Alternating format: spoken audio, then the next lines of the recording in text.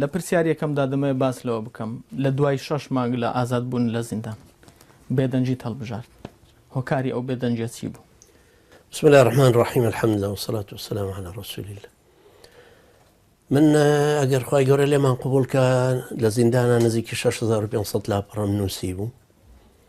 کە هاتیشمە دەرەوە پێویستی ئەکرامانە هەمووی کە بە خەتی دەست نووسرا بوون تایپ بکرێنەوە و مراجعیان بکەمەوە و سەرچاوەکان تاکید کەمەوە لێ و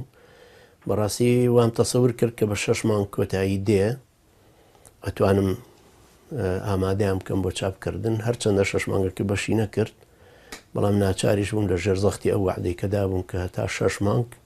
هیچ چاوپێکەوتنی لەگەڵ کەس ناکەم ناچار بووم کە قبولی بکەم ئەو 6 مانگە مەشغوڵی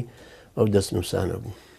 مامۆستا کەیسەکەت لە دادگای ئۆسلۆ بەچی گەیشت ئایا داوای یاساییەکان لەسەر تەواو بوون یاخود ئەگەر ئەوە هەیە کە دووبارە دەستگیر بکرێتەوە؟ ئەگەری دەستگیر بوونەوە نازانم چونکە علاقی هەیە بەسەر بەرامبەرانەوە چۆن لێچیە دەنەوە بەڵام کەیسەکە دادگای یەکەمی ئۆسلۆ بڕیاری داوە کە من تەسلیم بە ئیتالیا بکرم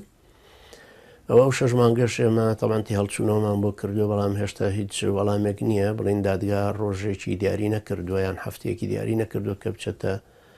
دادگای ئیستئیناف با بڵین ئیترە و کاتەشە بێ ئەو ڕێگا قانونیانەی تر بگرینە بەر بەڵام جارێ بێدەنگە.